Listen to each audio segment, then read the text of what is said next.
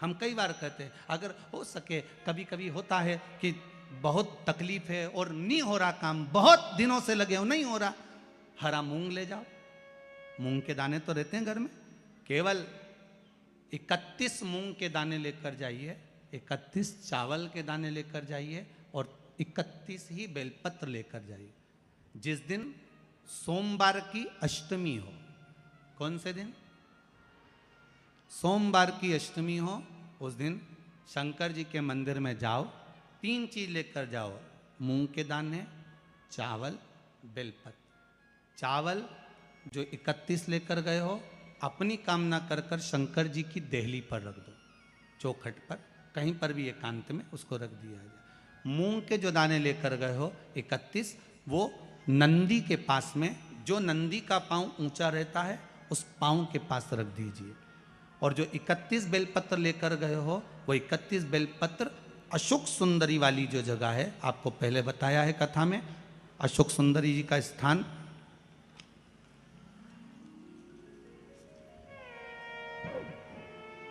ये शिवलिंग, ये जलाधारी जहाँ से पानी बहता है, उसके बीच में एक मोटी सी लाइन होती है, जो शंकर भगवान की छोटी लड़की अशोक सुंदरी का स्थान है।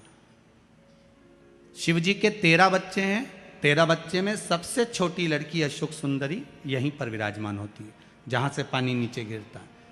प्रत्येक शिवलिंग के सामने एक मोटी सी लाइन होगी, उस मोटी सी जो लाइन है अशोक सुंदरी, वहाँ पर जो 31 बेलपत्र लेकर गए हो, अपनी कामना कर कर पीला चंदन लाल चंदन लगाकर उस पर समर्पित करते जाओ। उसकी डंडी जहाँ से पानी बहता है उस ओर होना चाहिए। आप निवेदन कर कर देखो, एक सोमवार की अष्टमी पर कर कर देखना, दूसरी सोमवार की अष्टमी आएगी, अपने आप आपका काम हो गया होगा। बाबा से निवेदन तो करो, क्यों भटक रहे? माता अहिल्याबाई की माता सुशीला शिंदे जी ने कहा, गर्भ नहीं ठहरा है, बच्चे नहीं। श्री मनकोजी शिंदे ने कहा, क्यों चिंता करती है, काय का टेंशन, काय की चिंता? मेरा उघड़दानी मेरा भोलेनाथ कभी खाली नहीं छोड़ता। सब शिव महापुराण की कथा कहती है, आप अगर विश्वास रखे हो,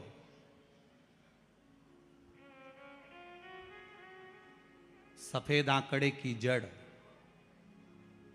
जिस नारी का संतान नहीं हो, गर्भ नहीं ठहरा हो, सफेद आंकड़े की जड़, जिस देव अधिदेव महादेव की कथा जिस तुम्बरुका जी ने श्रवण कराई है, शंकर भगवान जिनके सामने बैठकर शिव पुराण की कथा सुन रहे हैं, उन तुमरुका जी का नाम लेकर शिवलिंग पे से 21 बार घुमाकर मंदिर में ही कमर पर 7वें दिन रजस्वला धर्म के जो बांध लेता है, और एक पीपल का पत्ता अवधूतेश्वर महादेव का नाम लेकर शंकर पर चढ़ाकर उसको गाय के दूध में उकाल कर रात्रि को दोनों पति पत्नी अगर पीकर सोते हैं, 3 महीने में भगवान भोलेनाथ उसकी गोद भर देते हैं। ये शिव तत्व, शंकर देता जरूर है। माता अंजना के यहां स्वयं शिव महापुराण की कथा कहती है, स्वयं शास्त्र वर्णन करता है, माता अंजना माता के गर्भ से संतान नहीं हुई। 42 वर्ष की माता अंजना हो गई थी, और 42 वर्ष की होने के बाद भी माता अंजना के गर्भ से संतान नहीं थी। जब संतान नहीं हुई तब बार बार निवेदन करा महाराज केसरी से, तब नहीं संतान हुई तब अपने पिता से जाकर निवेदन करा, पिताजी गौतम बाबा से निवेदन करती है माता अंजना कि मेरे गर्भ से संतान नहीं, मुझे औलाद नहीं, क्या करूं? तब गौतम बाबा ने कहा, एक पार्थिव शिवलिंग का निर्माण करो, मिट्टी का शिवलिंग बनाओ, उसकी पूजन करो। और माता अंजना उस मिट्टी के शिवलिंग के पूजन में ऐसी लीन हो गई, ऐसी लीन हो गई कि मिट्टी का शिवलिंग का निर्माण करती, पूजन करती। एक बार देवाधिदेव महादेव ने कह दिया, जाओ पार्वती जरा जाकर पूछो कि अंजना को चाहिए क्या, अंजना माता को चाहिए क्या। अच्छा, सारे देवताओं को सबसे ज्यादा टेंशन देवाधिदेव महादेव से रहता है, क्योंकि ये बिना सोचे बिना समझे किसको क्या दिया है कोई भरोसा ही नहीं होता। एक बार तो ब्रह्मा जी ने खुद ने कह दिया, साहब हमको तो इस्तीफा दे दो, हमको नौकरी करना ही नहीं बैकुंठ में बिल्कुल भी। तो भगवान विष्णु ने पूछा हुआ क्या? बस प्रभु राजा श्वेत की अंतिम समय, प्राण छूटने का दिन, उसको यमराज लेने के लिए गए और देवादिदेव महादेव वहां खड़े हो गए और क्या कहे, लेके मत चले जाना, उसकी अंतिम सांस, और क्या कहे, लेके मत जाना। और मेरा बेटा जब लाने लगा तो उसके प्राणों को हर लिया, यमराज ही मर गया। फिर मेरी पोती गई मृत्यु देवी, उससे कहा उठा ला राजा श्वेत को। वो राजा श्वेत को जैसे ही मृत्यु देवी ने फांस डाली, भगवान शंकर ने उसको भी मार दिया। अब बताओ, सूर्य नारायण भगवान बोले कि मेरा बेटा भी मर गया, मेरी पोती भी मर गई, अब बताओ क्या करें। तो भगवान ब्रह्मा जी ने शंकर जी से जाकर कहा, भोलेनाथ ये आपकी आदत बहुत गलत है, जब इसको मरना था तो आपने क्यों बचाया। शंकर जी बोले मेरे मंदिर में बैठा था, जगह तो देखो कि कहां बैठा है।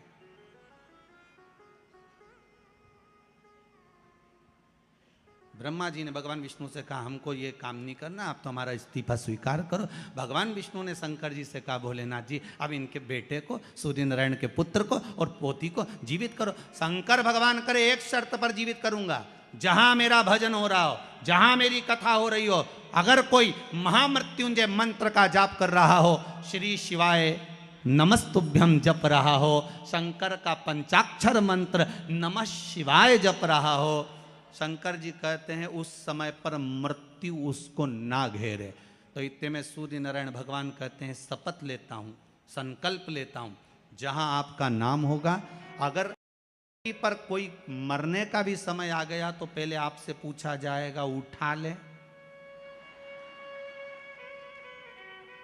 तुम बोलोगे तो बात दूसरी है। शंकर जी बोले हम बताएंगे तो उठाना, हम बोल दें, अगर ये शंकर जी का नाम जप रही है और पड़ोसन नी जप रही है तो हम इशारा कर देंगे बाजू वाली को उठा लो। तुम टेंशन मत ले रहो, तुम तो शिव जपो। अब क्या सोचना, अब सोचो क्या, इसलिए शिव का धीमा बजाओ भोलानाथ डमरू, धीमा बजाओ, धीमा बजाओ भोलानाथ डमरू, धीमा बजाओ, धीमा बजाओ भोलानाथ डमरू, धीमा बजाओ, धीमा बजाओ भोलानाथ डमरू, धीमा बजाओ, धीमा बजाओ भोलानाथ डमरू, धीमा बजाओ, धीमा बजाओ भोलानाथ डमरू, धीमा बजाओ, धीमा बजाओ भोला, धीमा बजाओ, धीमा बजाओ भोला, धीमा बजाओ, धीमा बजाओ भोला, धीमा बजाओ, धीमा बजाओ भोला, धीमा बजाओ, अरे धीमा बजाओ भोलानाथ डमरू, धीमा बजाओ, धीमा बजाओ भोलानाथ डमरू, धीमा बजाओ। जय हो।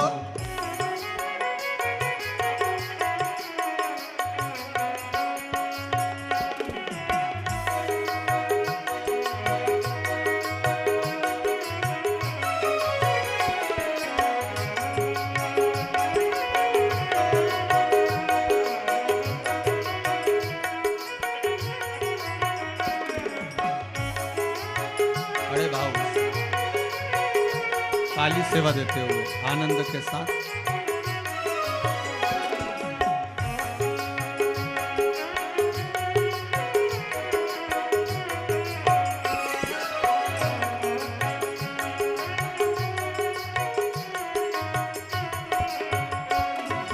डमरू की धुन सुन के ब्रह्मा जी आए, डमरू की धुन सुन के ब्रह्मा जी आए, ओ डमरू की धुन सुन के ब्रह्मा जी आए, डमरू की धुन सुन के ब्रह्मा जी आए, ओ ब्रह्मा जी आए संग ब्रह्माणी को लाए, ब्रह्मा जी आए संग ब्रह्माणी को लाए, अरे धीमा बजाओ भोलानाथ डमरू, धीमा बजाओ, धीमा बजाओ भोलानाथ डमरू, धीमा बजाओ, अरे धीमा बजाओ भोलानाथ डमरू धीमा बजाओ, धीमा बजाओ भोलानाथ डमरू धीमा बजाओ। आओ से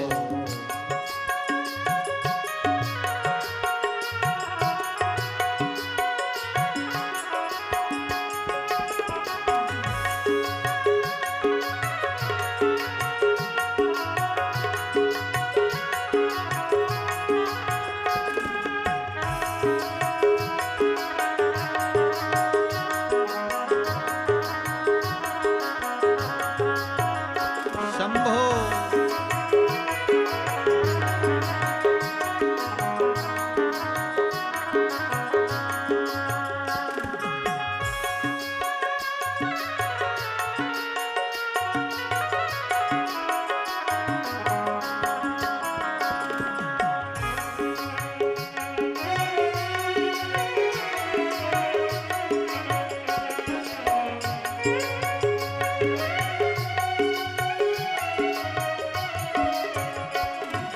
डमरू की धुन सुन के राम जी आए, डमरू की धुन सुन के राम जी आए। ओ राम जी आए संग सीता को लाए, राम जी आए संग सीता को लाए। अरे धीमा बजाओ भोलानाथ डमरू धीमा बजाओ, धीमा बजाओ भोलानाथ डमरू धीमा बजाओ। धीमा बजाओ भोलानाथ डमरू धीमा बजाओ, धीमा बजाओ भोलानाथ डमरू धीमा बजाओ।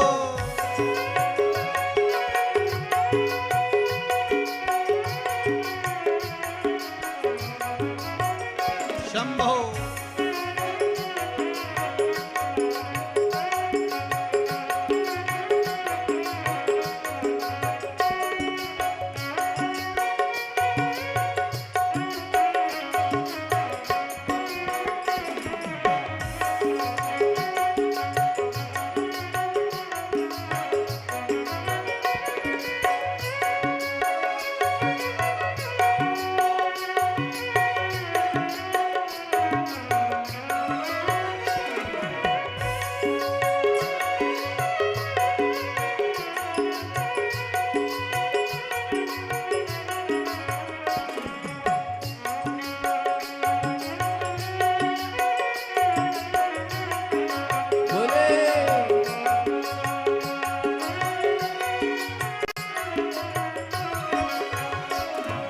डमरू की धुन सुन के विष्णु जी आए, डमरू की धुन सुन के विष्णु जी आए। ओ विष्णु जी आए संग लक्ष्मी को लाए, विष्णु जी आए संग लक्ष्मी को लाए। अरे धीमा बजाओ भोलानाथ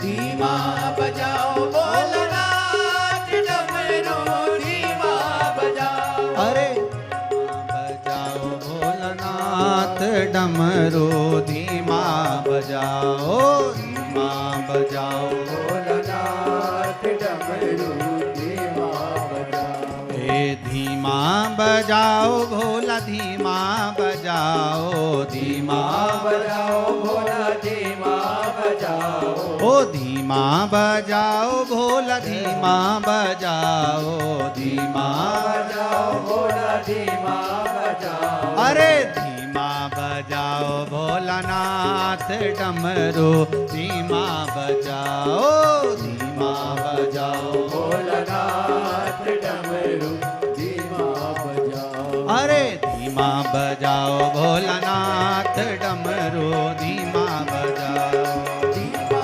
बजाओ भोलानाथ डमरू धीमा बजाओ। अरे धीमा बजाओ भोलानाथ डमरू धीमा बजाओ, धीमा बजाओ भोलानाथ डमरू धीमा बजाओ। हर हर महा।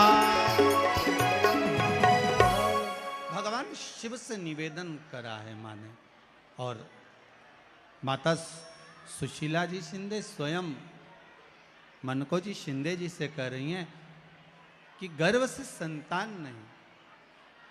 महाराज स्वयं बाबा देवाधिदेव महादेव की आराधना करना, शंकर का स्मरण करना,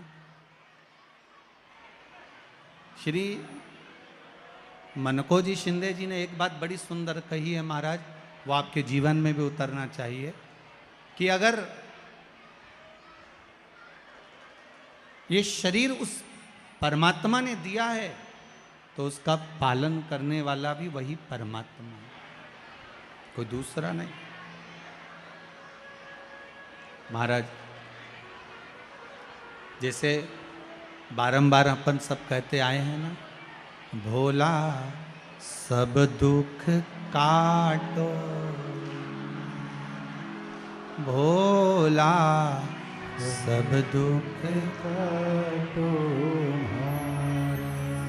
शिव शंकर जपूं तेरी माला, भोले बाबा जपूं तेरी माला, भोला सब दुख काटो,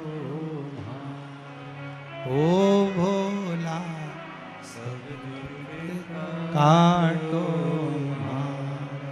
बाबा से आप सब इस पंडाल में बैठे हो ना, तो बाबा से एक निवेदन जरूर करना कि भोले बाबा 7 दिन की हम जब कथा सुन रहे हैं तो हमारे दुख, हमारे कष्ट, हमारी रोग, हमारी बीमारी, हमारी तकलीफ आपको काटना। आप तो ये मानकर चलो शिव महापुराण इंदौर में नहीं आई है, स्वयं औषधि का कलश शिव महापुराण के रूप में आया है। और हमें बाबा से निवेदन करना है, हम बाबा से निवेदन करें, स्वयं औषधि है। महाराज बहुत समय निकल गया, तब जाकर मनको जी शिंदे जी ने शंकर भगवान की आराधना ऐसी करी कि सुशीला अहिल्याबाई जी होलकर की जो माता जी थी उनका गर्भ ठेरा और समय पर एक बेटी ने जन्म लिया जिसका नाम अहिल्याबाई हुआ। अब देखिए शिव तत्व में कितनी आनंदता है, शिव तत्व में कितना सुख है।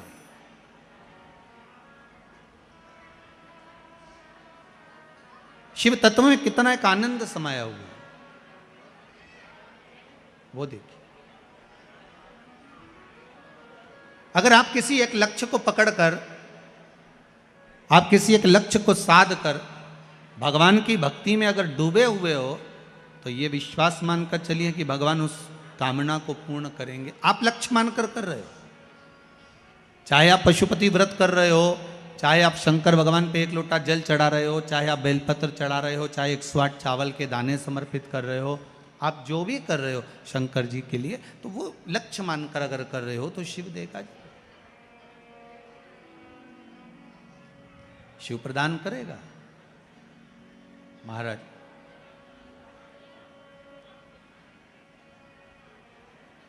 बेटी ने जन्म लिया, बेटी आई, 4 वर्ष की जब माता अहिल्या हो गई, पिताजी से माता अहिल्याबाई ने एक बार कहा, आप जिस मंदिर में जाते हो ना बाबू,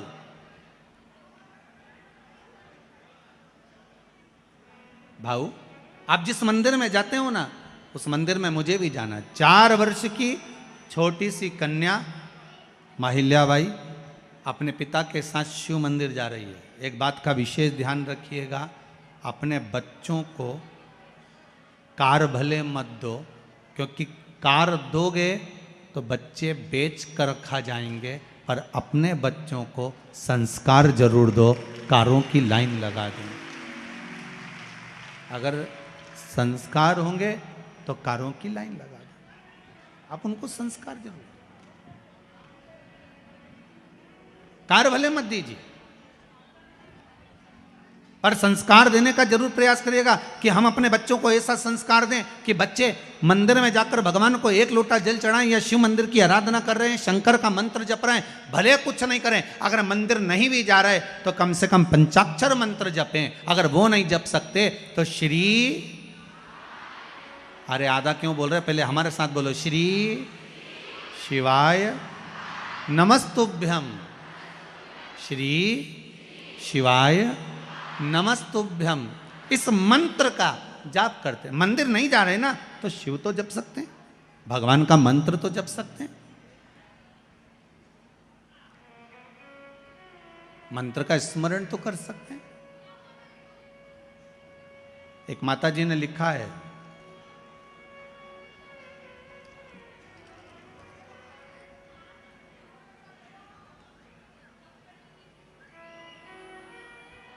कला बडेरा से जुना रिसाना से हैं कोई, मेरा नाम कला बडेरा है, मैं जूना रिसाला इंदौर में रहती हूँ। कहाँ बैठी हैं, हाथ हिलाओ जरा। अच्छा यही आप ही हैं, हाथ हिला दो एक बार। आपने लिखा है, गुरुजी बहुत परेशान थी पर बाबा की कृपा ऐसी रही कि बाबा ने मेरी बात सुनी। मेरे बेटे की शादी के लिए बहुत चिंता थी, हो नहीं रही थी, पर बाबा ने ऐसी करुणा कर दी, अब तो हो गई ब्याह, जम गया बस। शादी भी नज़दीक में, कब की शादी? दिसंबर, 13 दिसंबर की शादी है। बहुत बहुत बधाई। हर जगह भटकली, बैठिए विराजिए, पर कहीं बेटे का संबंध नहीं जम रहा था, पर बाबा ने ऐसी कृपा करी है। शिव महापुराण की कथा को सुनकर एक उपाय करा, वो उपाय भी इन्होंने लिखा है, कौन सा करा?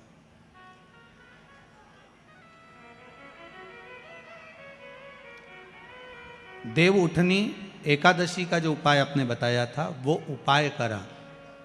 और देव उठनी तो अभी गई रे, गजब। मतलब बाबा भी जानता है कि चौका छक्का कैसे लगाना, और बाबा ने कृपा करी।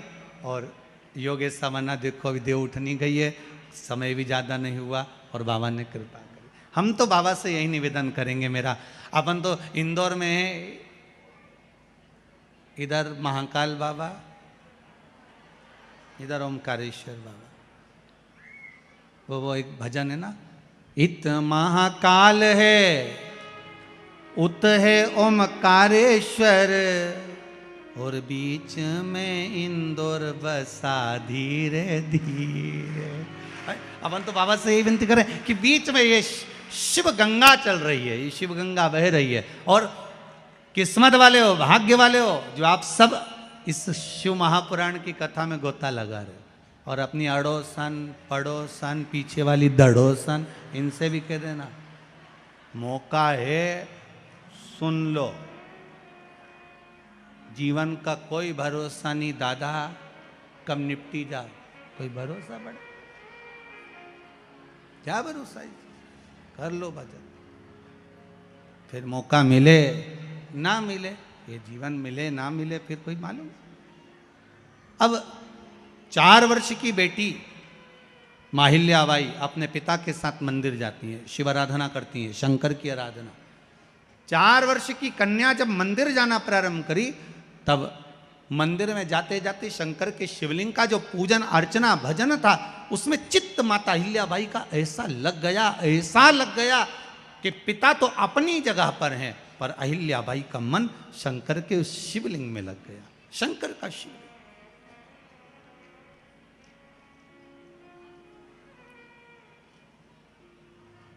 किसी भी शिवलिंग को कभी हल्का मत समझना। चाहे तुम्हारे घर में विराजमान एक छोटा सा कंकर का भी शिवलिंग है, चाहे पारद का हो, पीतल का हो, स्फटिक का हो, चाहे मोती का हो, किसी शिवलिंग को कभी हल्का मत समझना। किसी शिवलिंग, किसी मंदिर में जा रहे हो, शंकर के शिवलिंग को कभी हल्का मत समझना कि ये प्राण प्रतिष्ठा अभी हुई है, या प्राण प्रतिष्ठा इस मंदिर की तो अभी हुई है, ये नया मंदिर है, ये पुराना मंदिर है। नहीं नहीं नहीं, शंकर शंकर है, शिव शिव है। मंदिर भले नया हो पर देवादिदेव महादेव तो पुराना ही है। वो कहाँ से नया हो गया, वो तो पुराना है। भारत की भूमि पर हम पहले भी कहे हैं, पूरी भारत की भूमि पर कहीं पर भी खुदाई कर कर देख लो, कोई मूर्ति मिले ना मिले, पर शंकर का शिवलिंग तो निकलेगा ही सरी, क्योंकि इस भूमि की धरा पर शिव तत्व है, था और रहेगा। वो तो इस शिव महापुराण की कथा को लोगों ने छुपा दिया था, दबा दिया था।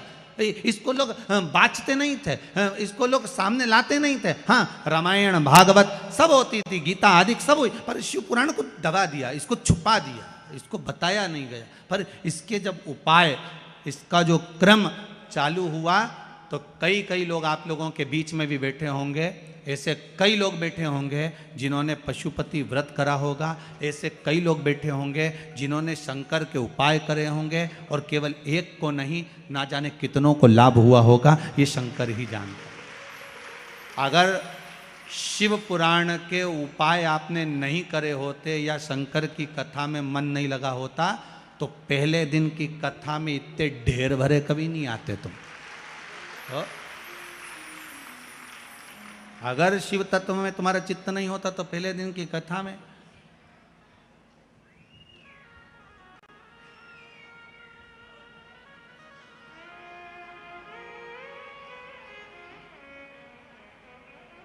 आदरणीय कैलाशी विजयवर्गीय जी तो कह कर गए हैं कि अभी दूसरा डूम लगा है ना, अभी तीसरे की तैयारी इधर बाजू में खसकने वाला है। हो, चिंता मत करो, तुम्हारे लिए व्यवस्था। श्री रमेश जी मेंदोला जो मित्र मंडली है, ये कोई साधारण नहीं, व्यवस्था में तत्पर है। आप पहला दिन है, सबको लगता है कि पहले दिन थोड़ा पब्लिक कम आएगी, पर अंदाजा नहीं था कि ये तो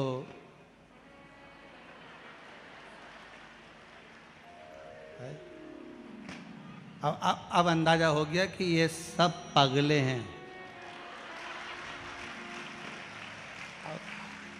अच्छा, समझदार हो तो समझा भी, तो पगला उनके कौन समझा। जो शंकर की भक्ति में डूबा, शिव के सारे भगत तुम्हें ऐसे देखना। एक आध बार तुम उज्जैन जाओ और महाकाल बाबा का दर्शन करो, बड़े प्रेम से दर्शन करते रहना, पीछे से कहीं का चिल्ला रहे महाकाल की जय। भगवान कहां से आ गया। अच्छा, बाजू में तुम शंकर जी का दर्शन करते रहो, इतने में बाजू में समझ नहीं, दादा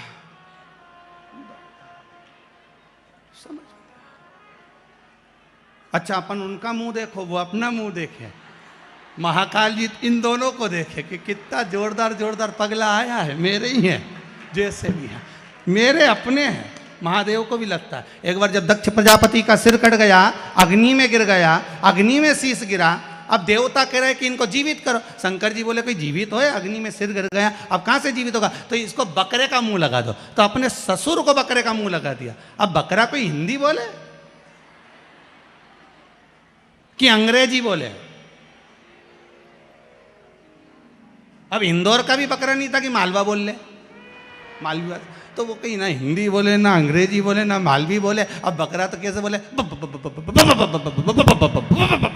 अब बकरा बब्बा बब्बा करे। शंकर भगवान इतने खुश। भगवान विष्णु ने पूछा तुम इतने खुश कभी नहीं दिखे, आज पहली बार इतने खुश कैसे दिख रहा। शंकर भगवान बोले मेरा ससुर कितनी जोरदार स्तुति कर रहा है, इससे जोरदार कोई स्तुति कर ही नहीं सकता।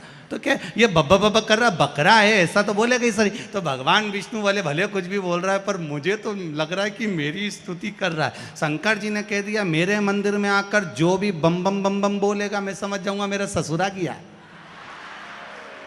और जितनी माताएं मंदिर में जाके बम बम बोलती हैं, शंकर जी समझ जाते सास भी आई है।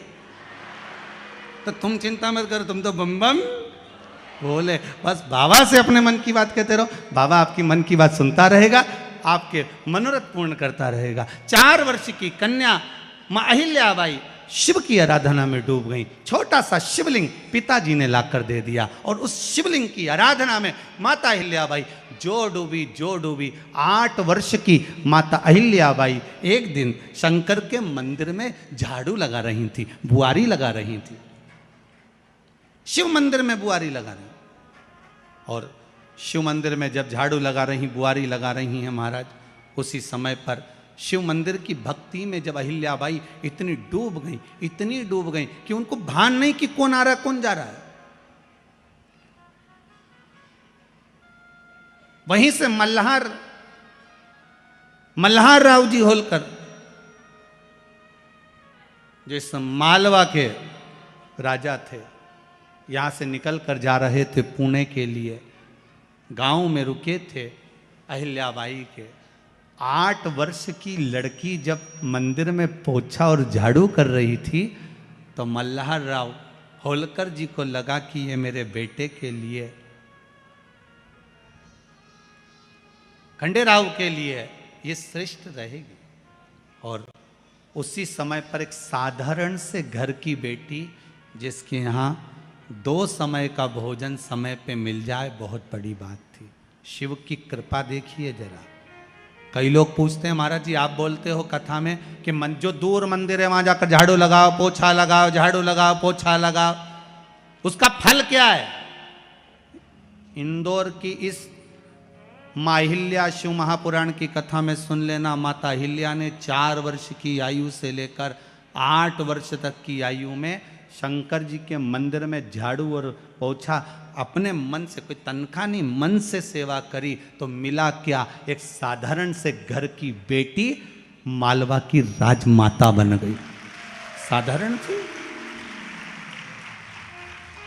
साधारण से घर की बेटी शिव मंदिर का मात्र झाड़ू लगाने पर, मात्र सेवा करने पर। आपसे भी निवेदन है, जिस दिन तुम्हारा मन दुखी हो, जिस दिन तुमको लगे कि हमारे मन को आज अशांति है, आज मेरा बड़ा सा कोई काम अटक गया है, मेरा बेटा आज परीक्षा देने के लिए गया है, आज मेरे बेटे को इस परीक्षा में पास होना चाहिए, आज मेरा पति गया है उसकी नौकरी लगना चाहिए, मैं बड़ी दुखी हूं, सब दूर माथा टेक लिया, सारे संसार में होकर आ गए, सबसे जाकर निवेदन कर लिया। जब हार गए तब किसी शंकर के मंदिर में एकांत में बैठ जाना, 1 लोटा पानी चढ़ाकर, 5 बेलपत्र चढ़ाकर, 1 चावल का दाना शिव को समर्पित कर कर एकांत में बैठकर शंकर को निहारते हुए श्री शिवाय नमस्तुभ्यम का जाप करना, अपने दिल की बात उससे कह देना। जब वो एकांत में बैठा हो, कोई नहीं हो मंदिर में, तब तुम बैठना, उससे कहना आज मेरा पति नौकरी के लिए गया है,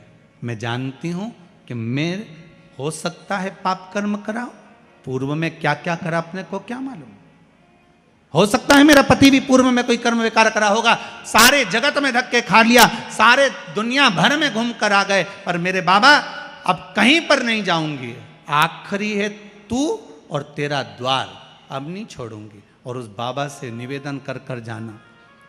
8 दिन 15 दिन इंतजार तो करो।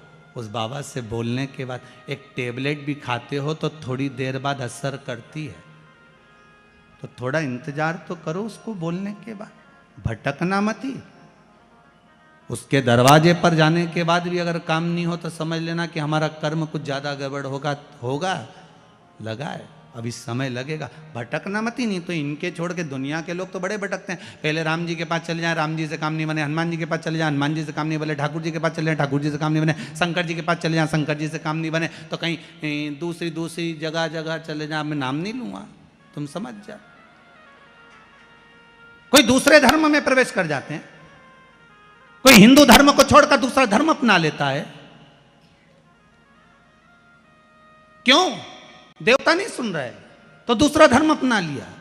फिर निवेदन करूंगा, मेरे हिंदू धर्म से बड़ा कोई धर्म हो ही नहीं सकता, यह पक्का है। इस हिंदू धर्म से बड़ा कोई धर्म नहीं हो सकता। आपको गौरवान्वितता महसूस होना चाहिए, मेरा राम मेरा कृष्ण। अन्य जगह पर केवल लोग कहते हैं उनके धर्म में एक देवता होता है, हम कहते हैं बफेट का जमाना है इसलिए हमारे 33 कोटि देवता है। तुम्हारी मर्जी पड़े जिसको उठा लो, तुम्हारी मर्जी पड़े जिसको उठाओ। बफेट में जाते हो, कहीं गुलाब जामुन, कहीं छम्मक लड्डू, कहीं पानी पतासा, कहीं दही बड़ा खाते हो, पर जिस भोजन में तुम्हारी रुचि ज्यादा होती है उसकी प्लेट ज्यादा निपटा जाते हो। बोलो सही है की बात है? तुम भी सारे देवताओं के दरवाजे पर जाओ और जिससे तुम्हारी अच्छी पट जाए उसको पटा लो।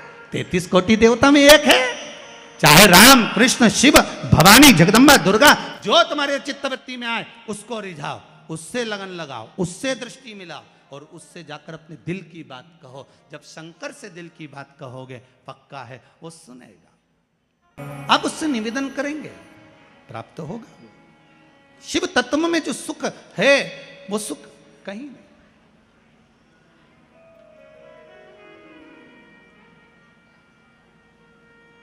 एक मात्र शिव मंदिर में झाड़ू लगा रही हैं अहिल्याबाई, साधारण सा भाव है, केवल एक झाड़ू। कई लोग कहते हैं महाराज जी आप कहते हो मंदिर में जाकर झाड़ू लगाओ, पोछा लगाओ, तो जो हमने मंदिर में रख रखा है स्वीपर आदि कादिक जो भी सेवा करने वाला है, काम करने वाला है, वर्कर है, वो कर रहा है, तो हम क्यों करें? अरे भाई एक बात याद रखना, आप सबसे पूछना चाहूंगा, आप लोग कहते हो कि मंदिर की सफाई जो वर्कर रखा है उसे करना चाहिए, मंदिर की सफाई जो पुजारी रखा है उसको करना चाहिए। मैं आपसे पूछना चाहता हूं कि आपके घर में जो तिजोरी है दिवाली पे उसकी सफाई कौन करता है? नौकर करता है? अरे बोलते तो जाओ। नौकर करेगा? नहीं। वर्कर करेगा? नहीं। स्वीपर करेगा? नहीं। तिजोरी की सफाई कोई दूसरा नहीं करता, तिजोरी की सफाई हमें करना होती है। उसी तरह मंदिर की सफाई ना पुजारी करे ना कोई वर्कर करे, जो दर्शन करने जाए वो करे, क्योंकि ये तिजोरी है हमारी, ये तिजोरी है हमारी, यहां से हमें मिलता है, ये मेरा देव अधिदेव महादेव देता है और कम नहीं देता। वो चोर को कुबेर बना सकता है तो तुम्हें भी बना सकता, उसका कोई भरोसा नहीं है दादा, कोई भरोसा नहीं मेरे शंकर का, कब क्या दे दे कोई भरोसा नहीं। पहले भी कथा में कहा शिव देने वाले वो देता। अब मेरे देव अधिदेव महादेव की कथा कर रही है, वहीं से मल्हार राव जी होलकर निकल कर जा रहे थे, उन्होंने उस बेटी को देखा जो शिव मंदिर में पूजन कर रही, और पूजन करने के बाद शंकर जी के मंदिर का थोड़ा सा प्रसाद ले जाकर बाहर छोटे छोटे लोग जो भी भोजन कर रहे थे उनको प्रदान कर रहे। एक साधारण से घर की बेटी, बिल्कुल सहज सरल, और बाबा ने कृपा क्या कर दी कि मालवा के राजा मल्हार राव जी होलकर जी ने अपने बेटे के लिए उस कन्या को चुन लिया और विवाह कराकर अपने घर लेकर आ गए महाराज। और यहाँ पर आई जब माता अहिल्याबाई इस मालवा में जब आई, तब उनकी भक्ति कितनी प्रबल थी कि साथ में अगर कुछ लेकर आई हैं तो वो देव अधिदेव महादेव लेकर आई, शंकर को लेकर। शिव पूरी दुनिया में कितने भी होंगे ना, किसी के हाथ में शंकर नजर नहीं आएंगे, पर अहिल्याबाई के हाथ में शिव जी दिखेंगे। आप भी शंकर को लेकर चलो ना, आप हाथ में लेकर मत चलो, इस दिल में तो लेकर चलो। थोड़ा सा दुख आया, थोड़ी सी तकलीफ आई, थोड़ा सा कष्ट आया, जपने बैठ जाओ श्री शिवाय नमस्तुभ्यं। थोड़ा सा कष्ट आया, नमः शिवाय जपो, पंचाक्षर मंत्र जपो, महामृत्युंजय मंत्र जपो। दुख आए शिव याद आए।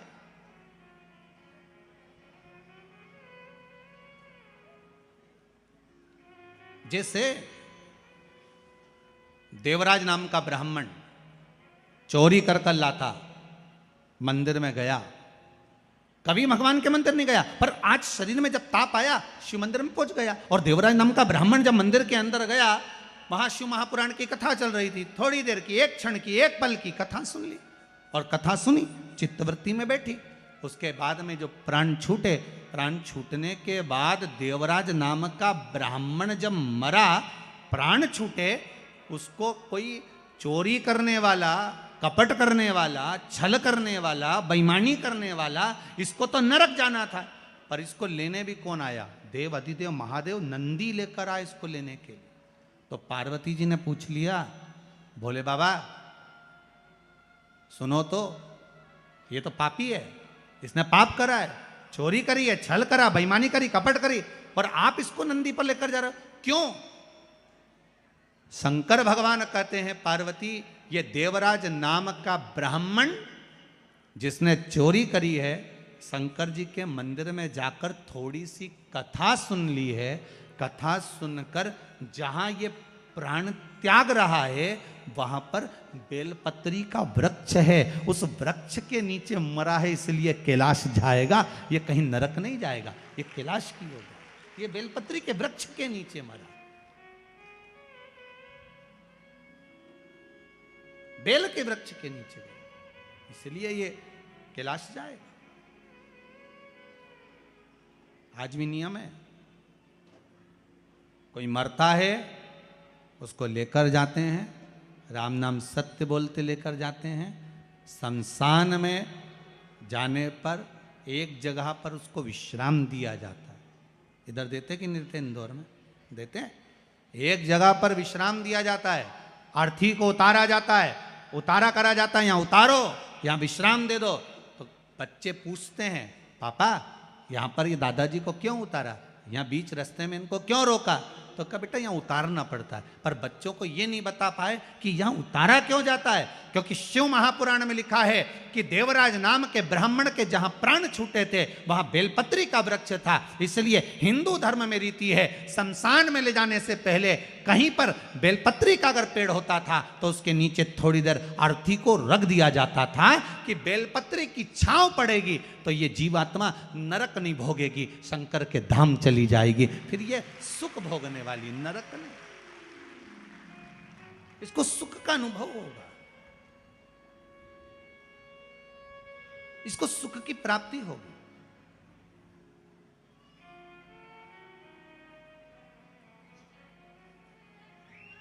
ऐसे कई कई प्रसंग लोगों बच्चों को आज तक नहीं मालूम कि ये होता क्यों। बस उतारा कर दो, बस उतार दो इसको, बस इसको नीचे सुला दो, अर्थी को यहां रख दो। पर क्यों रखते हैं, क्या कारण है अर्थी को रखने का, क्यों विश्राम दिया जाता है, किस लिए दिया जाता है, उसका भान होना चाहिए कि यहां बेलपत्री का वृक्ष होना चाहिए, जिस वृक्ष की छांव में जब अर्थी को रखा जाए तो वो जीवात्मा तर जाए।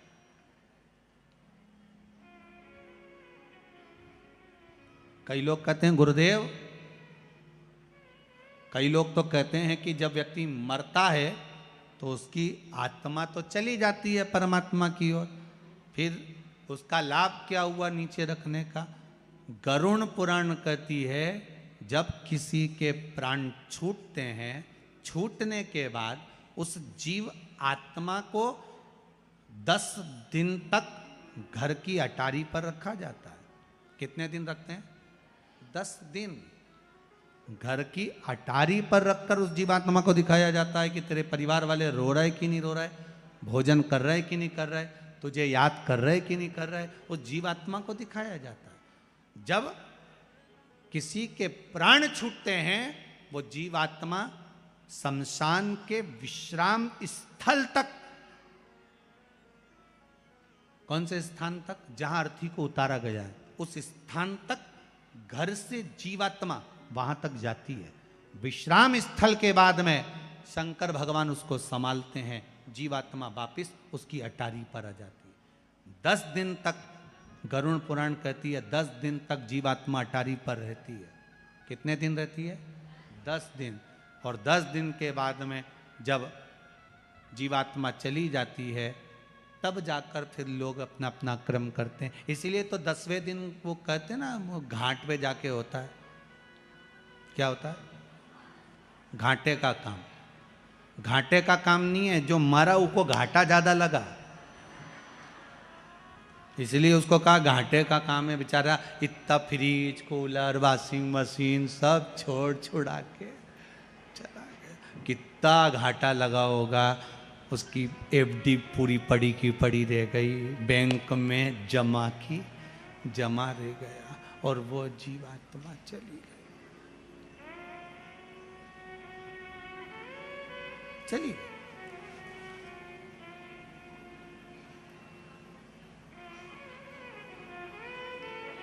सब पड़ा रह गया, सब दर्द। और जाएगा जब यहाँ से कुछ भी ना पास होगा, 2 गज कफन का टुकड़ा तेरा लिबास क्या रहेगा? सब ब्रांडेड पहनने वाले भी, कुर्ता ब्रांडेड, जूते कंपनी के, घड़ी कंपनी की, यहां तक का सोना लिया तो वो भी कंपनी का, हर चीज कंपनी की पहनी है। पर आखिरी में जब मरोगे, मरने पर जो कफन पहनाया जाएगा वो कौन सी कंपनी का होगा, लिख के जरूर जाना कागज में कि रेमांड का पहनाना, कि इस कंपनी का पहनाना। नहीं, तुम तो पूरी जिंदगी तो कंपनी कंपनी करो, मरने पर कौन सी कंपनी? वह कंपनी का है। इसीलिए फिर निवेदन, अंत समय प्रभु आना। सबको याद है? सबको याद है? गाओ जरा। अंत समय प्रभु वचन दिया तो निभाना पड़ेगा। आए ना आए प्रभु कुटुंब हमारा, आए ना आए प्रभु कुटुंब कभी, आपको प्रभु जी आना पड़ेगा, आपको प्रभु जी आना पड़ेगा। अंत समय प्रभु आना पड़ेगा, वचन दिया तो निभाना पड़ेगा। भगवान बस इतनी सी कृपा है। ये पीपल का वृक्ष, ये आंवले का वृक्ष, ये बेलपत्री का वृक्ष, ये वो देव वृक्ष हैं जिनका सुख मनुष्य को प्राप्त हो सके, मनुष्य को प्राप्त हो सके। आप थोड़ा प्रयास तो करो, प्रयास करो। कभी लगे गुरुदेव आज हमारे को बहुत थकान लग रही है, शरीर बेकार लग रहा है, सिर दर्द हो रहा है, शरीर में बेकार बहुत कष्ट उत्पन्न हो रहा है। पीपल के पत्ते की 5 पत्ते पीपल के थाली के अंदर रखो और उस पे भोजन करो शंकर जी का कुंदकेश्वर महादेव का नाम लेकर। कौन से महादेव? एक बार जम के बोलिए, कुंदकेश्वर। कुंदकेश्वर महादेव का नाम लेकर भोजन करना प्रारंभ करो। 15 से 20 मिनट लगते हैं, हमारे टेबलेट खाने की जरूरत नहीं पड़ती। सिर दर्द बंद, शरीर कितना भी दुख रहा हो उसमें आराम लगना प्रारंभ हो जाता है। कुंदकेश्वर महादेव का नाम सुख की अनुभूति कराता है, शरीर के रोग को मिटाने के लिए। कुंदकेश्वर शिव का एक एक संबोधन। एक झाड़ू लगाई, पोछा लगाया उस कन्या ने, माता हिल्याबाई ने, और मल्हार राव जी अपने बेटे के लिए पसंद कर लिया और विवाह हो गया। श्री खंडेराव जी के साथ में जब विवाह हुआ, मालवा की महारानी बन गई। और देखिए शंकर साथ में लेकर आई। आपसे भी निवेदन है, मेरे शिव को भूल मत जाना, मेरे शंकर को अपने हृदय में बिठा कर रखो, बिठा कर रखिए।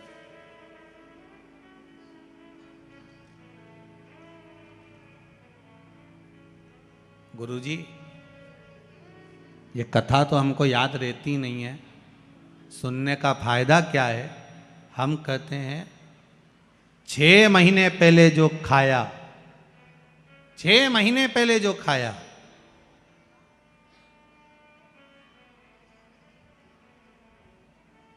दो महीने पहले जो खाया, 15 दिन पहले जो खाया, वो याद नहीं रहता, पर शरीर में रक्त बनकर चलता है बहुत समय तक। उसी तरह शिव महापुराण की कथा भले याद ना रहे, पर एक बार अगर इस शरीर को मिल गई, इस आत्मा तक पहुंच गई, तो ये पक्का है मृत्यु तक साथ देने वाली है, यम की कैद से छुड़ाने वाली, मृत्यु तक साथ, अंतिम बिंदु तक।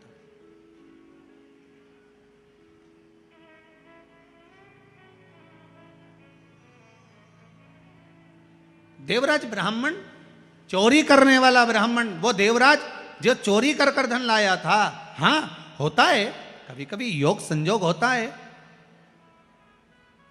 ब्राह्मण होकर ब्राह्मण कर्म से वंचित हो जाता है जीव, ये पूर्व के कर्म के अनुसार।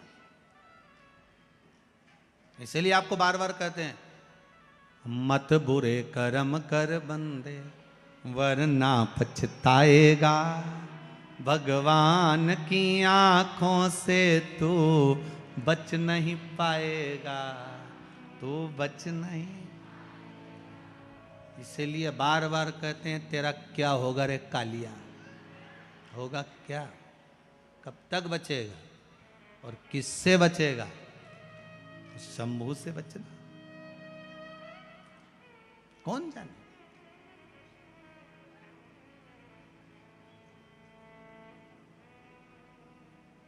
क्या मिलता है शिव महापुराण की कथा में जाने से?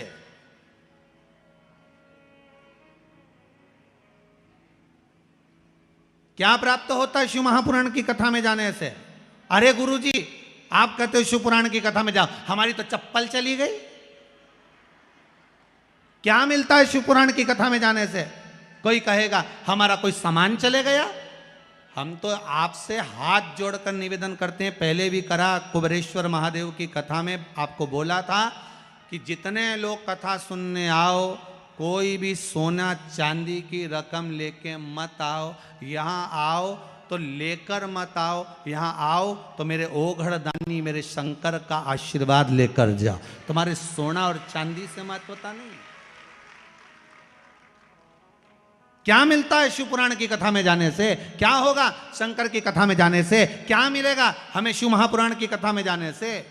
तो जो कहे आपसे कि शिव महापुराण की कथा में जाने से क्या मिलता है, उससे कहना एक बार सुन ले, 3 महीना इंतजार कर ले, 3 महीने की ये तारीख लिख के रख लेना कि शिव महापुराण की कथा, आज कौन सी तारीख है? 30 तारीख को चालू हुई है, 30 नवंबर को। दिसंबर, जनवरी, फरवरी तक इंतजार करना, कामना कर कर बस कथा सुन ले और उसके बाद अपने कार्य में लग जा। फिर भोलेनाथ जी एक बार अगर हाथ पकड़ लिए फिर नहीं छोड़ेगा, ये पक्का। मतलब शिव पुराण की कथा एक बार अगर जो जाकर बैठ गया, कथा का रसतत्व श्रवण कर लिया, शंकर की कथा, कहीं मैं तो कहूंगा कई कई माताओं ने पशुपति व्रत इसलिए करे होंगे इंदौर के लोगों ने कि हम सीहोर नहीं जा पा रहे, पर सीहोर का कुबेरेश्वर महादेव यहाँ कथा सुना दे। ये कई कई लोगों ने विचार करा होगा, कहीं भोलेनाथ ने सुना होगा। इसलिए आदरणीय मंदोला जी के चित्तवृत्ति में, आदरणीय विजयवर्गीय जी की चित्तवृत्ति में वो कथा बैठ गई, और बैठने के बाद वो कथा अगर हो रही है, मेंदोला जी करा रहे हैं, विजयवर्गीय जी करा रहे हैं, मित्र मंडली करा रही है, इस कथा को अगर करा रहा है तो मेरा भोलेनाथ करा रहा है, और वो केवल आप लोगों के लिए करा रहा है कि आपकी चित्तवृत्ति में शिव है। चित्तवृत्ति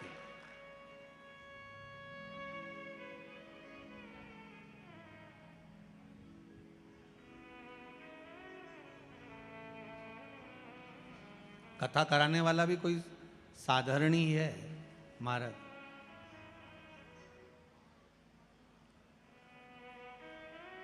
आप सब तो पलंग पर सोते होगे, पर मुझे कल मालूम पड़ा कि आदरणीय श्री रमेश मेंदोला जी, उनके कक्ष में जहाँ निवास करते हैं गुरुदेव, पलंग पर नहीं सोते, भूमि का शयन करते। ये संत का ही स्वभाव नहीं तो क्या, भूमि का शयन करते। गादी लगी है जमीन पर, बस वहीं सो जाते। संत स्वभाव महाराज। तो हम तो कहेंगे शिव कथा करवा रहा है, शंकर सुन रहा है, शंकर बाच रहा है। मौका मिला है 7 दिन का, छोड़ना नहीं है। 7 दिन शिव महापुराण के हमारे जीवन के भी 7 ही दिन है। रविवार को जन्म हुआ, सोमवार को बड़े हुए, मंगलवार को ब्याह हुआ, बुधवार को बच्चे हुए, गुरुवार को बीमार पड़े, शुक्रवार को हॉस्पिटल गए, शनिवार को सीताराम हो गए। 7 दिन तो यूं निकल गए। तो 7 दिन बड़ी मुश्किल से तो मिले। 7 दिन में आज पहला दिन, और पहला दिन मतलब आप सबका जन्मदिन। सबको हैप्पी बर्थडे टू यू। आज घर के लोगों को जाके कह देना आज मेरा जन्म हुआ है, मैंने शिव महापुराण की कथा पंडाल में जाकर श्रवण करिए, शिव महापुराण की कथा सुनिए। आज मेरा जन्मदिन हुआ है, आज मैं भगवान शंकर के लिए पैदा हुआ हूं। मतलब जैसे मां अहिल्याबाई जन्मी थी शिव तत्व को जानने के लिए, आज मुझे जानने का मौका मिला है कि मैं शंकर को कैसे प्राप्त कर सकता हूं। देवराज नाम का ब्राह्मण मरने के बाद कैलाश धाम चले गए, शिव धाम, शंकर की भक्ति में डूब गए। आया एक बिंदुक नाम का ब्राह्मण था जिसकी धर्मपत्नी का नाम चंचुला देवी था। बिंदुक ब्राह्मण था, वो भी थोड़ा धन चोरी कर कर लाता था, पत्नी को देता था। पत्नी और धर्म पत्नी में जमीन और आसमान का अंतर होता है। पत्नी वो होती है जो पति को पतन के रास्ते पर ले जाती है, धर्म पत्नी वो होती है जो पति को धर्म के रास्ते पर ले जाती है।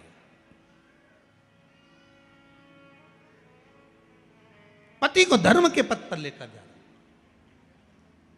आपसे भी निवेदन है, 7 दिन में 1 दिन आप अपने पति से कहना कि मुझे धर्म पत्नी बनना है। पति पूछे वो कैसे बनना है? 40 साल तो हो गए तेरी मांग में सिंदूर दिए जब से, तो तू धर्म पत्नी है। उसी दिन से तो मैं धर्म के कांटे पर लटक रहा हूं। अच्छा, पति कहेगा तो अब कैसी धर्म पत्नी बनना? कह देना सीहोर वाला महाराज बोला है हमें धर्म पत्नी बनना है 1 दिन। तो धर्म पत्नी का फर्ज क्या होता है? कहा धर्म पत्नी का फर्ज क्या होता है? जो मंदोदरी ने निभाया था अपने पति से। जिस समय श्री हनुमान जी महाराज आकर मंदोदरी से बोले, मंदोदरी राम जी महाराज रामेश्वर धाम की स्थापना कर रहे हैं, कोई विद्वान पंडित नहीं मिल रहा, मंत्र और संकल्प छुड़वाना है, पूजन करवाना है। मंदोदरी कोई विद्वान पंडित हो तो बता दे। मंदोदरी बोली मेरे पति रावण जैसे बढ़कर कौन विद्वान होगा? तो हनुमान जी महाराज बोले वो तो पूजन कराने जाने वाला नहीं, क्योंकि वो ही तो सीता जी को उठा के लाया था, वो कैसे पूजन कराएगा?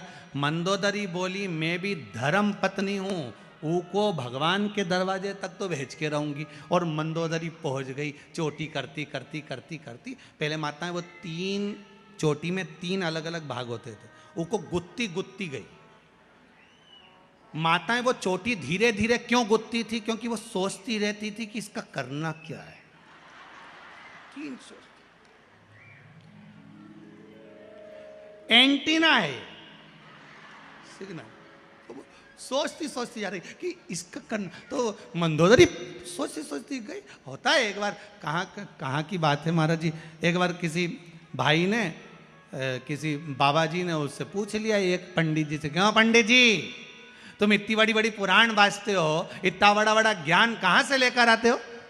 पंडित जी बोले हमारी जो चोटी है ये एंटीना है, ऊपर से यहाँ से यहाँ। अच्छा, इतने में बाबा जी बोले तो हमें इतना ज्ञान क्यों नहीं आता?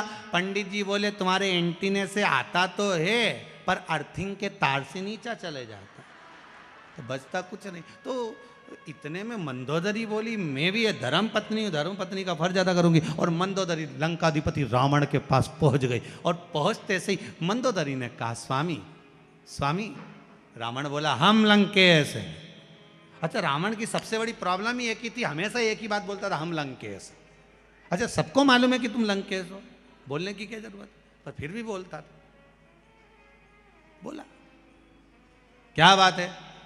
मंदोदरी बोली आपने कभी ब्राह्मण कर्म नहीं करा, आपने कभी ब्राह्मण तत्व को नहीं जाना। रावण बोला मैं शंकर जी की पूजन करता हूं, ये ब्राह्मण कर्म नहीं तो और क्या?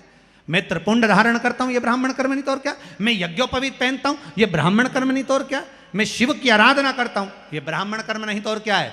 मंदोदरी कहती है ब्राह्मण कर्म वो होता है कि जजमान के यहाँ पूजन कराने जाओ और दक्षिणा लेकर आओ। तुम कभी किसी के यहाँ से दक्षिणा लाए? दक्षिणा लाने की जगह तुम सीता जी को उठा लाए, ये कोई बात है? कहीं जाओ और दक्षिणा लेकर आओ। रावण बोला मेरे जैसे विद्वान को किसी की सामर्थ्यता नहीं कि कोई मुझे बुला ले। इतने में तो मंदोदरी बोली फालतू बात मत करो, राम जी महाराज रामेश्वर धाम की स्थापना कर रहे हैं, उन्हें कोई विद्वान पंडित नहीं मिल रहा, तो तुम जाके स्थापना करा दो। रावण बोला राम जी कभी रामेश्वर की स्थापना नहीं कर सकते, मुझे मालूम है। मंदोदरी ने पूछा वो कैसे?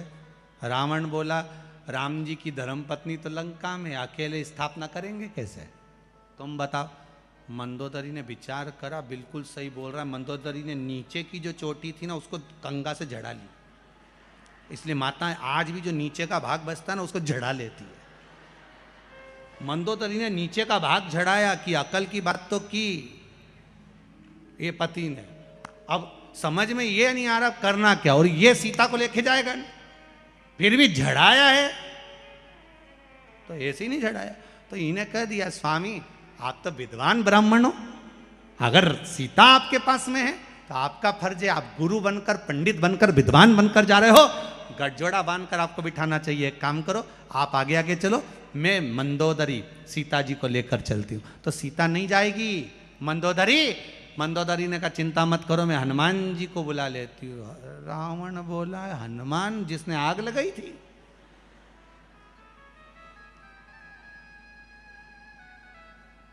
मंदोदरी बोली हाँ वही हनुमान।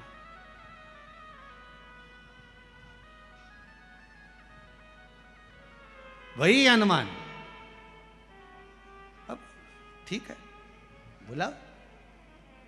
हनुमान जी महाराज ने कहा आप चलिए। रावण चला, मंदोदरी ने सीता जी को पालकी में बिठाया, हनुमान जी की साक्षी में लेकर गए, गठजोड़ा बांध कर बिठाया।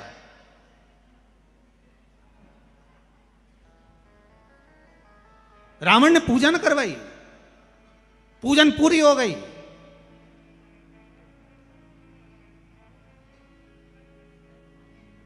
पूजन पूरी। राम जी ने रावण के चरण धुलाए, प्रणाम करा। रावण ने आशीर्वाद दिया विजय भव। राम जी को आशीर्वाद दिया विजय भव। हनुमान जी पास में खड़े थे रावण के, उन्होंने कोनी मार के कहा क्यों रे हार गया क्या? रावण बोला फालतू बात मत करना, हारा वारा नहीं हूं, वो तो मैं गुरु जी की गादी पर बैठा हूं, पंडित की गादी पर, इसलिए आशीर्वाद दे रहा हूं विजय होने का। मेरी जगह कोई भी होता तो यही आशीर्वाद देता, इसलिए मैंने विजय होने का आशीर्वाद दिया। युद्ध के मैदान में तो इससे लड़ूंगा पक्का है, पर आशीर्वाद विजय होने का दिया है। रावण ने कहा दक्षिणा, राम दक्षिणा दो। राम जी बोलते हैं मांग लीजिए दक्षिणा, क्या चाहिए पंडित जी मांग लीजिए। कहा ऐसे नहीं मांगूंगा, दक्षिणा तुम्हारे कानों में बोलूंगा, तुम किसी को बताओगे नहीं। रावण बोला, राम जी बोले कोई बात नहीं, कानों में आकर मांग लीजिए, पर मांगना वही जो मेरे पास में है। रावण बोला चिंता मत करो, वही मांगूंगा जो तुम्हारे पास में। रावण राम जी के कानों के पास जाकर कपड़ा डालकर धीरे से कानों में बोले मुक्ति दे दे, मुक्ति। तुम क्या सुने? नुक्ति है क्या? जम के तो बोलो मुक्ति, नहीं तो तुम समझ लो बेसन की नुक्ति, बाद में पेट में दुखती हो। तो वो मुक्ति नहीं मांगी, मुक्ति मांगी है। महाराज मुक्ति चाहिए। तथास्तु। मेरे राम जी बोले प्रभु आपने क्या मांग लिया? रावण कहता है बस यही चाहिए। तो राम जी कहते हैं इसको देने के लिए मुझे आना पड़ेगा। तो रावण कहता है जभी तो मुक्ति मिलेगी जब राम सामने होगा, मुक्त हो जाऊंगा मैं। राम सामने होना चाहिए, बस वो मुक्ति चाहिए। धर्म पत्नी का फर्ज मंदोदरी ने अदा करा, आप भी करो। 7 दिन आपके पति कथा में नहीं आए, 7 दिन जितनी कथा यहां से सुनकर जाओ, 3 बजे से 6 बजे तक यहां सुनो, रात्रि को 9 बजे से 12 बजे तक उनको सुनाओ, सुनाओ उनको।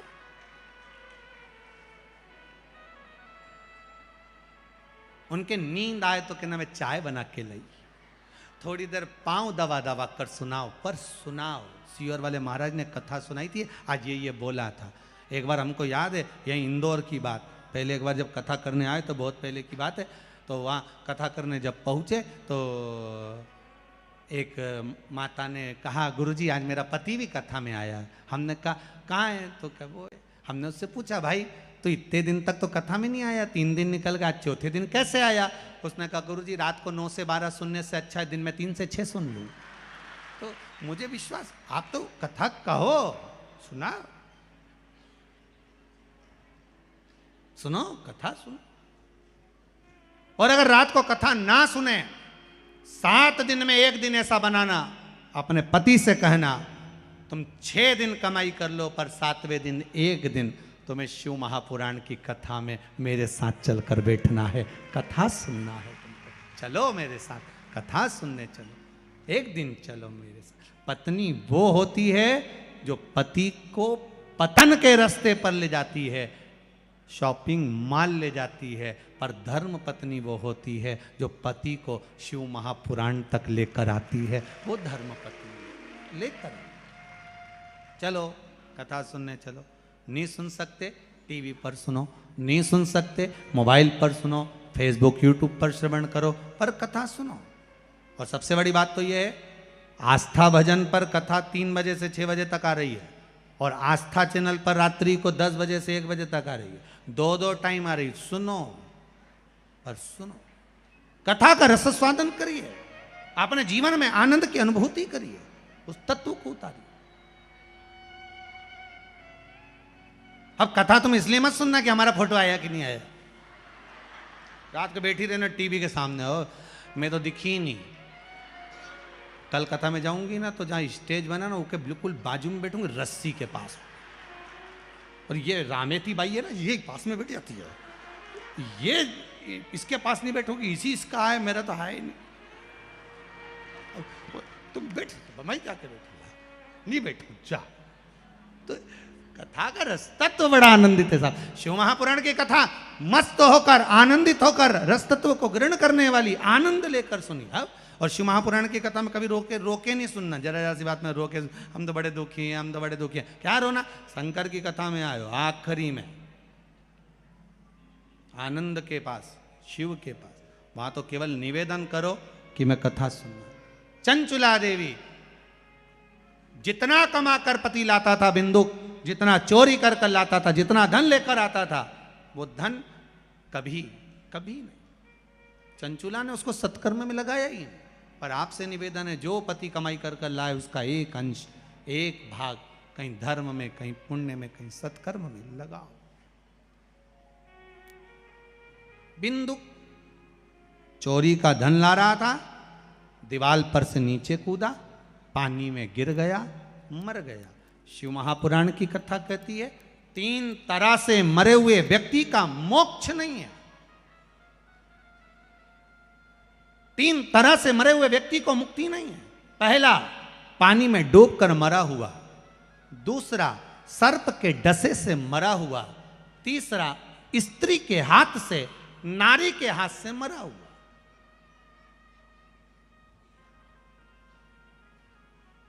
ये कई लोगों की बड़ी बड़ी विचित्र, कई लोग कहते हैं हम तो बड़े परेशान हो गए, हम तो मर जाएं, हम तो जा रहे हैं ना, अब तो कुआं में कूद के मर जाएंगे। हमने कहा फैशन चेंज करो, कब तक कुआं में कूदोगे? जब देखो जब कुआं में कूदना, ये फैशन। अब मरने का फैशन, रस्सी बांध के मर जाओ, ये फैशन थोड़ा चेंज करो ना, ओल्ड फैशन है, कोई न्यू लेकर आओ। तो क्या गुरुजी आप बता दो नया फैशन मरने का। हमने कहा शंकर जी का इतना भजन करो, इतना भजन करो, इतना भजन करो कि शंकर की भक्ति में लग जाओ और उसी का भजन करते करते प्राण छूट जाए तो मरना। फिर एक बार ऐसे मरो मरो मरो, सब कोई कहे मर के देखे कोई, मरो तो ऐसा मरो कि फिर संसार में जन्म ना होई। जब भगवान का भजन करते करते मरोगे तो चल जाएगा। पर शिव महापुराण की कथा कह रही, पानी में डूब के मरोगे तो मोक्ष नहीं मिलेगा, नरक नहीं मिलेगा, स्वर्ग नहीं मिलेगा, ना नरक ना स्वर्ग, प्रेत की योनि में भटकते रहोगे। हवा के रूप में प्रेत की योनि में भटक रहे, भूत बन गए, प्रेत बन गए, प्रेत की योनि पड़ गई, पानी में डूबकर मर गए, सर्प के डसे से मर गए, प्रेत योनि, स्त्री के हाथ से मर गए, प्रेत योनि में। कई लोग कहते हैं गुरुजी मैं उसको बहुत चाहूं, ओ की तो शादी हो गई, मैं तो उसके चक्कर, स्त्री के चक्कर में मरेगा, भूत बन जाएगा। बिल्कुल मत मरना, छोड़ो प्लान। क्या मरना? आग लगे बस्ती में, अपन रहो मस्ती में, क्या किसको रोइए, चादर तान के सोइए। कभी टेंशन लेना मत, कभी मत लो, जो होगा होगा, जो भोलेनाथ जी चाहेंगे वही होगा। अब सौंप दिया इस बोलो बोलो जरा, भार तुम्हारे भोलेनाथ तुम्हारे शंभुनाथ तुम्हारे। हे शंकर, हे शंभु, अब तुम्हारे भरोसे पर छोड़ दिया, अब क्या सोचना, क्या सोच। अब तो हमें अंतिम बिंदु शिव तक जाना और कुछ भी नहीं। अब हमें कहीं नहीं जाना। चंदन की नाव बनी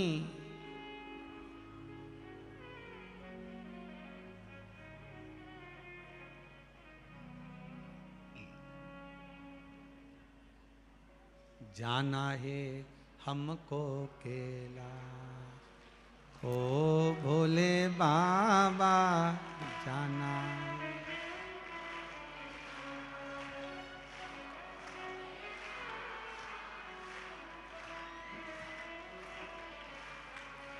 हमको कैलाश भोले, हमको कैलाश, कैलाश भोले हमको कैलाश, ओ जाना है हमको कैलाश, ओ भोले बाबा जाना है हमको कैलाश, ओ भोले बाबा जाना है हमको कैलाश, ओ भोले बाबा जाना है हमको कैलाश, आओ से ओ भोले बाबा।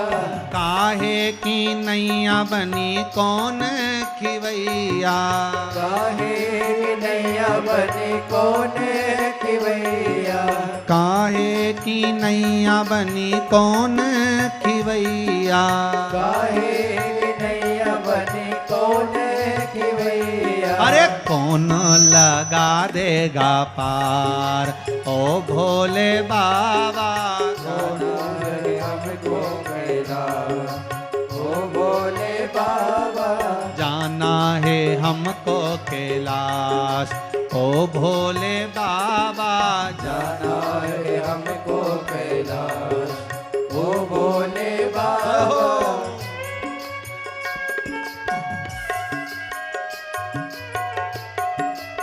शंभो, हे भोले, हे त्रिकाल, हे कैलाश, हे अविनाशी, हे शिव।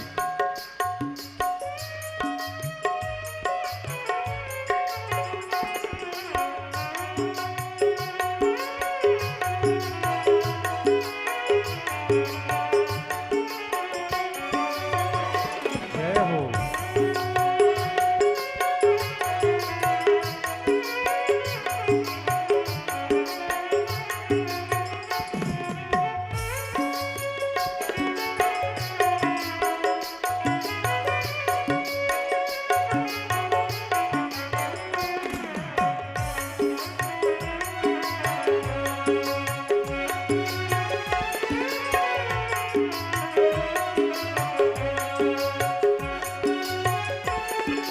चंदन की नैया बनी राम जी खिवैया, चंदन की नैया बनी राम जी खिवैया, चंदन की नैया बनी राम जी खिवैया।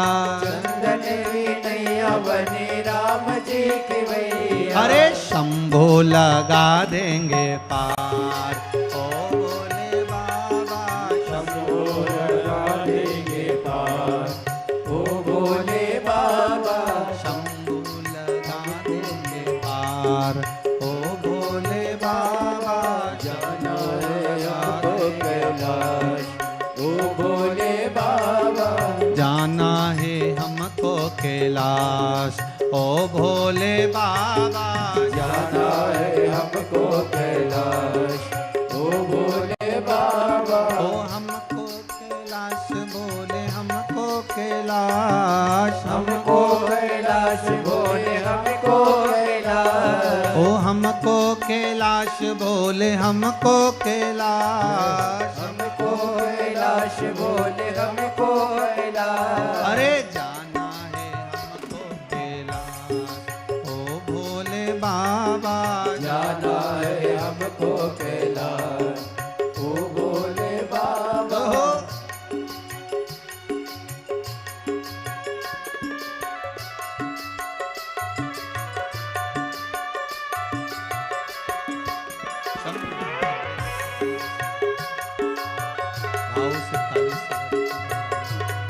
ताली सेवा देते हुए।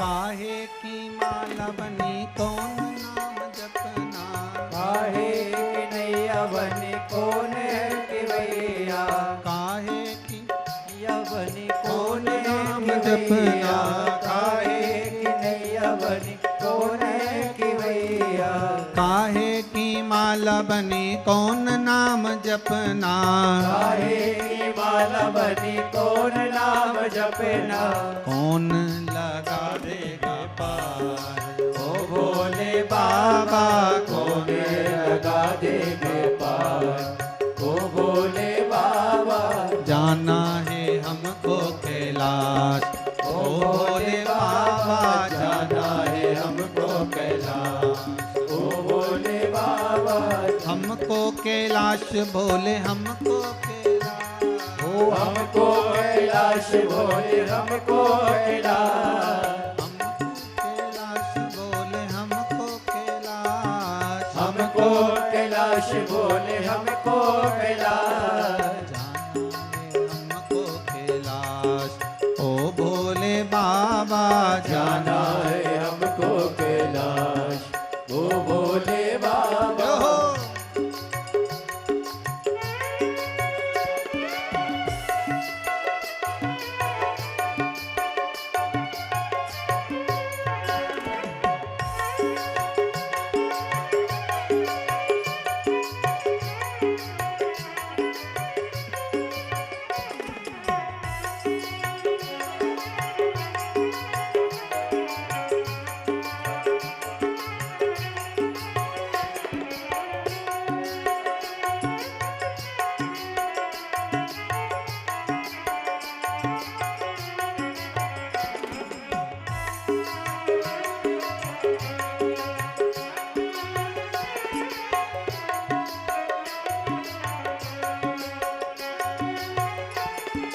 तुलसी की माला बनी राम नाम जपना, तुलसी की माला बनी राम नाम जपना, तुलसी की माला बनी राम नाम जपना, तुलसी की माला बनी राम नाम जपना, शंकर लगा देंगे पार, ओ भोले बाबा शंकर लगा देंगे पार, ओ भोले बाबा जाना है हमको कैलाश, ओ भोले बाबा जाना है हमको कैलाश, ओ भोले बाबा जाना है हमको कैलाश, ओ भोले बाबा जाना है हमको कैलाश, ओ भोले बाबा जाना है हमको कैलाश, ओ भोले बाबा जाना है हमको कैलाश, ओ भोले बाबा जाना है हमको कैलाश, ओ भोले बाबा जाना है हमको कैलाश, ओ भोले बाबा हर हर महा देव है। शिव पुराण कहते हैं महाराज तीन तरह से मरे हुए व्यक्ति को स्वर्ग नहीं मिला। तीन तरह से मरे हुए व्यक्ति को ना बैकुंठ मिलता है ना नरक मिलता है, प्रेत की योनि में वो पड़ा रहता है,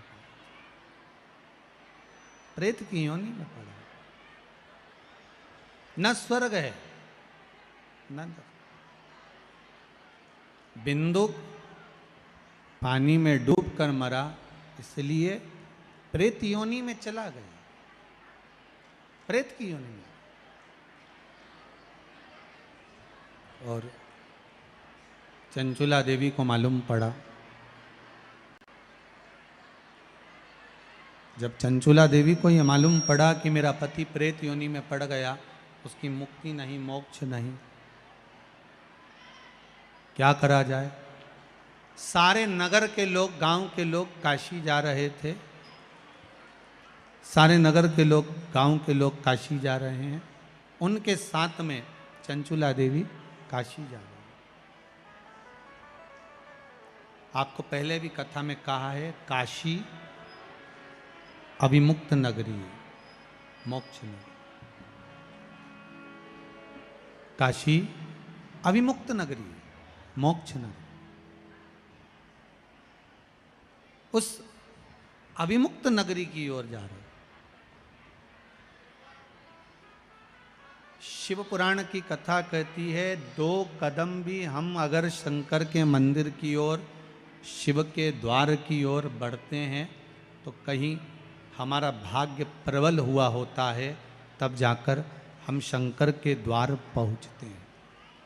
भाग्य प्रबल होता है तब हम शिव के द्वार पहुंचते हैं। भाग्य की प्रबलता में शिव तत्व प्राप्त होता है।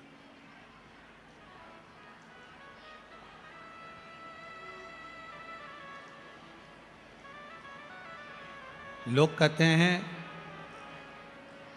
भगवान के मंदिर जाया करो, भाग्य बदल जाएगा।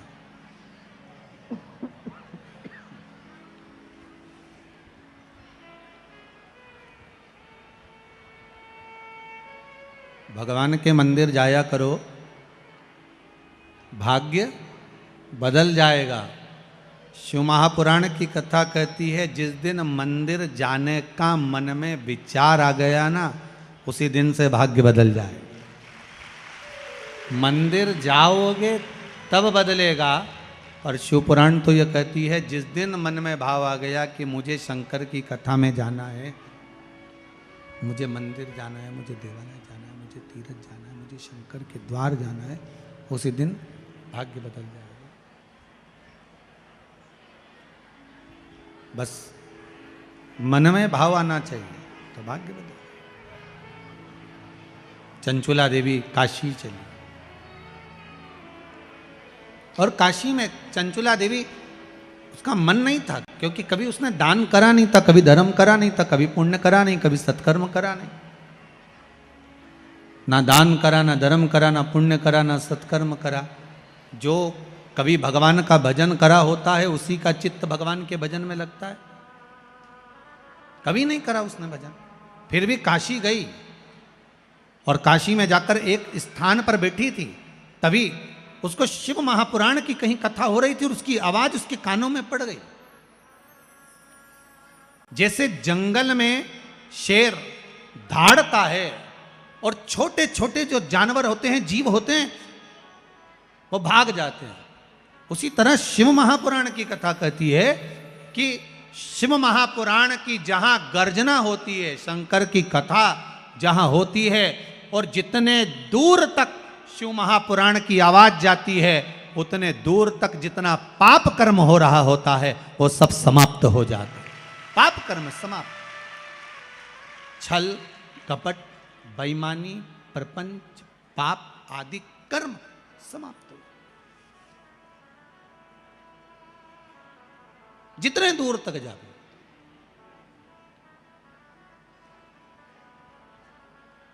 शिव गर्जना सिंह की गर्जना के बराबर। महाराज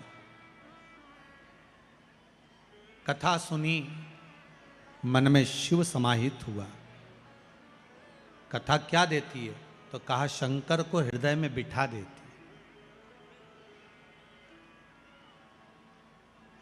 भगवान कभी देता हुआ नहीं दिखेगा आपको कि आकर दिया, पर शंकर की कथा सुनने के बाद अगर कोई आपका हेल्प कर रहा है, कोई सहयोग कर रहा है, कुछ दे रहा है, कुछ प्रदान कर रहा है, समझ लेना वो तुम्हारा परिचित नहीं, शंकर ही उस रूप में आया, कोई दूसरा नहीं आया है, शिव ही आया। क्योंकि तेरे दरबार की बाबा निराली शान देखी है, तेरे दरबार की बाबा निराली शान देखी है। तुझे देते नहीं देखा, झोली भरी देखी है। मेरा शंभू कभी सामने आकर नहीं देगा, पर देता जरूर है। जब लंका अधिपति रावण को सोने की लंका दे सकता है, भस्मासुर को कंकण दे सकता है, तो आप और हमको क्यों ना देगा। कितना दुख है जीवन में। दुख ऐसा कोई मनुष्य पृथ्वी पर पैदा नहीं हुआ जिसको दुख नहीं हुआ। कोई तन दुखी, कोई मन दुखी, कोई धन बिन रहत उदास, तुलसी या संसार में सुखी राम का दास। महाराज दुख सबको है, सब संसार में जितने हुए हैं सबको दुख है। बस इतना अंतर है कि दुख आया भी है तो उसको शंकर जी के भजन से काट दिया जाए, शिव भजन से उसको काटना।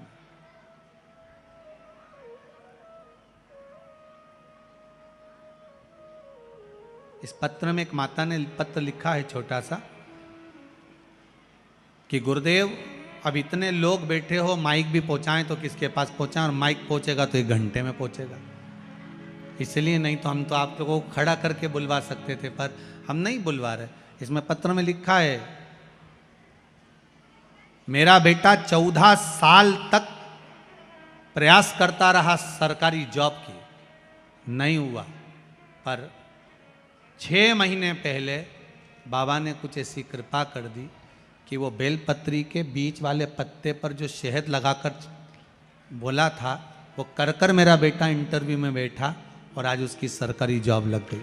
भगवान की कृपा है, शिव कृपा। और देखो कोई भी पत्र हम साथ लेकर नहीं जाते, ये पत्र आपको यहीं रखे मिलेंगे, पढ़ भी लेना। और हम नहीं ले जाते, पत्रों का ले जाके करेंगे क्या, यहीं रखा।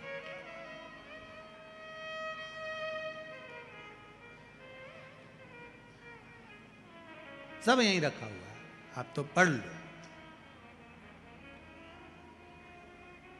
शिव तत्व में वो सुख है। आप दिल से कामना कर कर, आज चंचुला देवी को लगा कि मैं शिव कथा सुनूं, उसने कथा सुनी। कथा सुनने के बाद वो गंगा जी नहाने के लिए गई, गंगा का स्नान कर कर आ रही थी, शंकर का तत्व उसके हृदय में समाया था। गंगा नहाते नहाते शिव महापुराण की कथा सुनने के लिए जब दूसरे दिन बैठी, बैठते बैठते उसके मन में आ गया, बाबा मेरा मन करता है कि अब जैसा मेरे पति ने प्राण त्यागे मैं भी त्याग दूं, पर मैं प्रेत योनि में ना पड़कर देवताओं के पास जाऊं, ये मेरी अभिलाषा है। आपको कथा में कहा था, शंकर भगवान माता सती को लेकर जब कथा सुनने के लिए गए थे, शंकर जी के मन में आ गया था कि मुझे राम का दर्शन होना चाहिए, तो शिव जी को राम का दर्शन हुआ। सती मैया ने ये सोच लिया था कि मैं अभी विवाह कर कर आई हूं, और ऐसे विवाह करने के बाद तो लोग घूमने जाते हैं, मेरे पति मुझे कथा सुनाने लाए हैं, इससे तो अच्छा मेरा शरीर जलकर भस्म हो जाए। शंकर भगवान को राम का दर्शन हो गया और सती मैया जलकर भस्म हो गई। शिव महापुराण का नियम है, इस कथा में जो आप कामना करते हो बाबा आपको वो 3 महीने के अंदर दे ही देता है। कामना जो करिए वो मिली। जब जब इस शिव महापुराण की कथा में श्री शिवाय नमस्तुभ्यम आए, उस समय पर आप अपने हृदय के भाव को शंकर से जोड़ने का प्रयास करें कि बाबा अब हमारे पत्र को, हमारे मन की बात को आप धारण कर लो।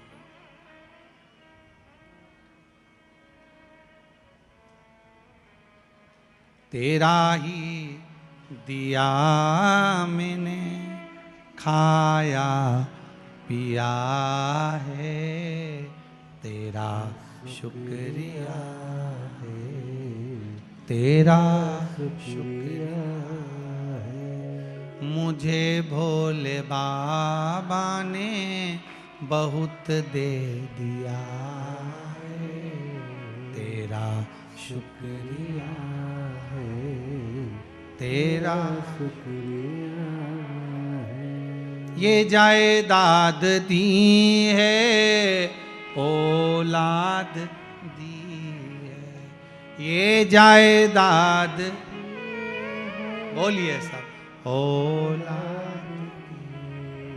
मुसीबत में हर वक्त इमदाद दी है, मुसीबत में हर वक्त इमदाद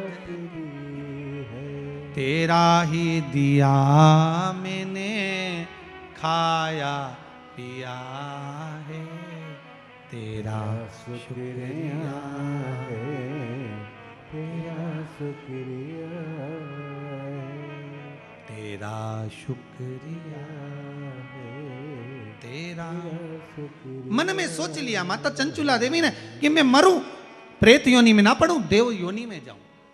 गंगा जी से निकली बाहर, आगे बढ़ रही थी, सीढ़ी पे से पांव फिसल गया, प्राण छूट गए, मर गई। शंकर के धाम में पहुंच गई, माता पार्वती जी की सहेली बन गई, माता पार्वती जी की सखी। हमारा तो मन कहता है माता हिल्याबाई होलकर शिव की इतनी बड़ी उपासक थी, अगर उनके भी प्राण छूटे होंगे तो मुझे विश्वास है वो भी पार्वती जी की सहेली बनी होंगी, वो भी पार्वती की सखी बनी होंगी, साधारण नहीं। चंचुला देवी पार्वती जी की सखी बन गई। उदास रह रही थी, मुख उतरा हुआ था, शांत बैठी हुई थी। पार्वती जी ने पूछ लिया तू चुप क्यों है, कारण क्या है? आपकी बेस्ट फ्रेंड अगर चुप रहे तुम्हारे घर में आने के बाद तो आपको भी चिंता लगती है, चुप क्यों है तू, हुआ क्या है, आखिर कारण क्या है, तुझे क्या हो गया जो तू चुप बैठी है? चंचुला देवी ने कहा मेरा पति प्रेत योनि में पड़ा है, मुक्त नहीं हो रहा, क्या करूं मैं? तो पार्वती जी ने कहा इतनी सी बात है, देव ऋषि नारद के पास जाकर बोल कि शिव महापुराण की कथा सुनाए। नारद जी से जाकर कहा तो नारद जी बोले मुझे तो श्राप लगा है कि मैं एक जगह नहीं बैठ सकता।